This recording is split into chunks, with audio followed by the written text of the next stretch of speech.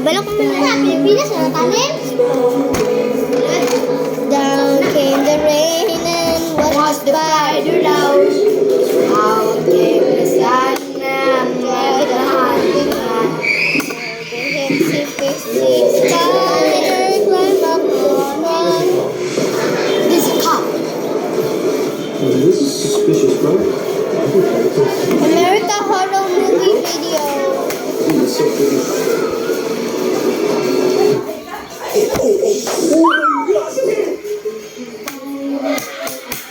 Okay.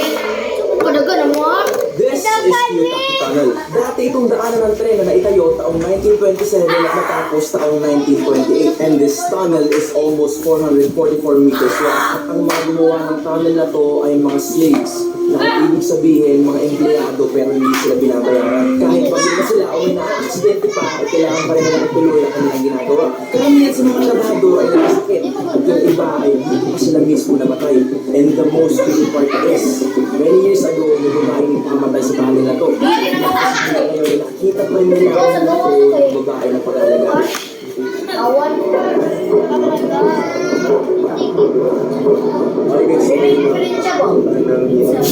One of the most tunnel dito sa Japan.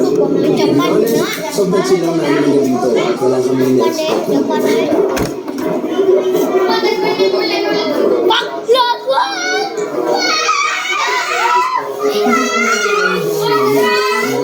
dahil walang traffic at here we can go. Tumawid kami sa kabila dahil kami magsisimula. Pwede na ang tunnel at Gagaw silang mixing. Gagaw, dami. Gagaw silang mixing. grabe, sobrang galing guys.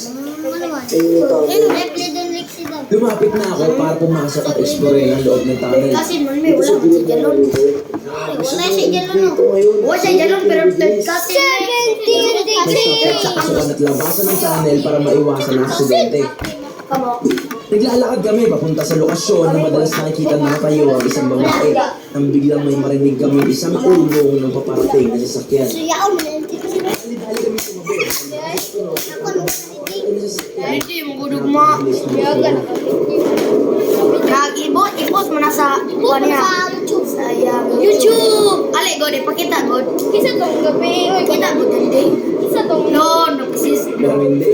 Ang dahilan sa malakas na tunog ay dahil tulog ang tunnel.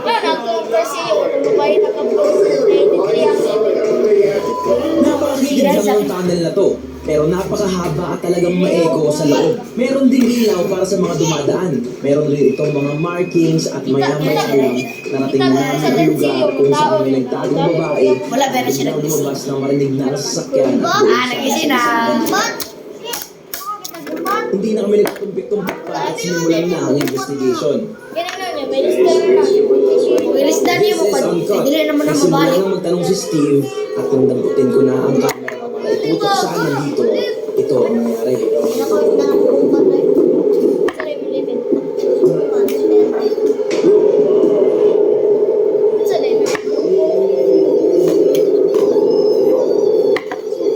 Hindi kami nakakita noon. Pero yung nangyayari sa Rembang ay hindi namin maintindihan.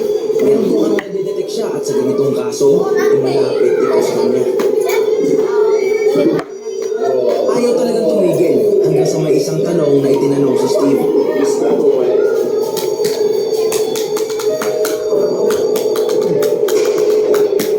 Pero ilang segundo lang ay tumunog naman ito ng tumunog. Ayaw tumigil ni Rempad sa pagtunog hanggang sa mamaya ay may napansin kaming paparating.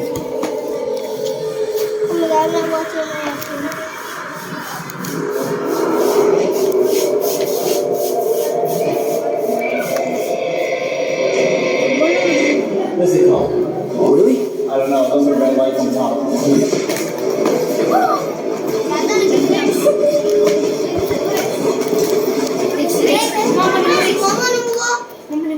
New Oreo Budget Pack.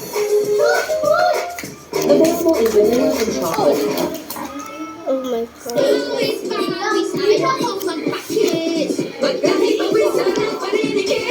Bagong Downy Sunrise Fresh. Doble ang pagkabot sa kahulog. 6.25 lang.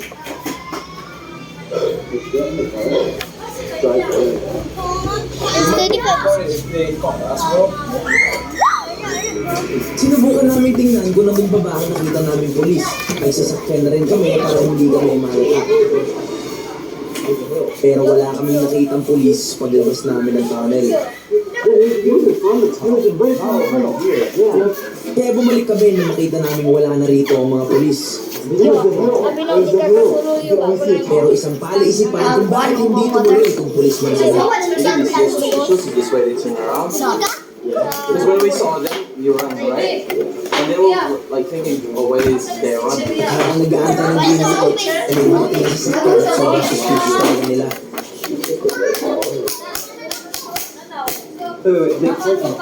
Pansinin nyo kung paano siya mag-drive. Atras abante at halatang hindi mapakali ang driver ng sasakyan na to. At lahat kami ay kinabahan ng bigla ng buksan ng pinto. Sa part na to ay meron siyang sinabi pero hindi narinig ng camera. At nakumandar siya, tumaripis na kami ng takbo.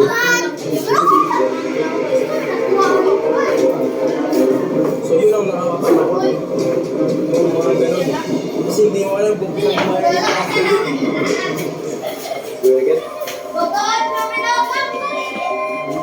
Bumalik kami para ituloy sana ang investigation. Pero pagbaba namin, narinig namin yung tunog ng sports car na paparating. The lights! Camera. Action. Muna. Hindi lang manigay. Tapos sila.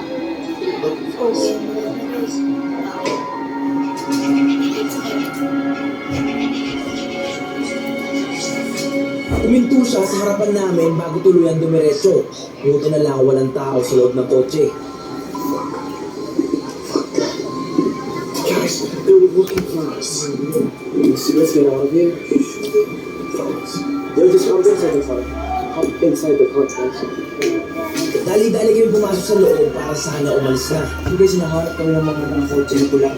Wait a second. I'll take coffee and drive away. Oh, no, they can't. I think they're just trying to get us out of here. Why would they just stop? What are they looking for? They're not even in the tow at that point. Nag-uusap-usap kami dahil hindi na namin maintindihan ang buong nangyayari. At bigla kami nagulat nang makita na naman namin siyang pabalik. Hey, oh, guys, turn the lights off. That's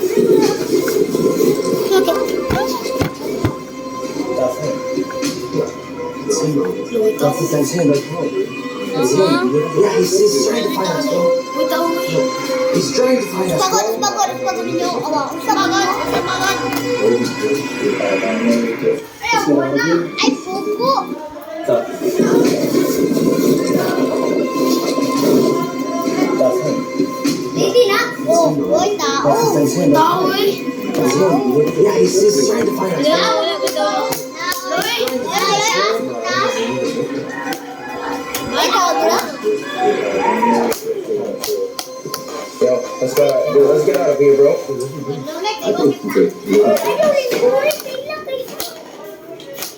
Lumabas kami para magbalik ng drone sa loob ng tunnel. Ang operator ng drone na to ay si Rich, isang professional drone pilot. Ang plano, makatawid hanggang dulo. Pero malapit na sana sa end nang biglang magloko at parang may humahatak pa kanan sa drone. Agad siyang bumalik kasi baka mamaya biglang bumagsak ang drone. Malapit na sana siyang makabalik nang biglang mawalan ito ng kontrol. This drone turned to the side as if I was moving it to the side, right? To dodge the thing. Yeah. But then it just like hit and it felt like it dragged it. You know what I mean? Like you have to look at the film. There's no wind. Yeah, there's no wind. There's no wind. I'm so Okay, basta. Nag-FPV si Rich sa loob ng tunnel. Pero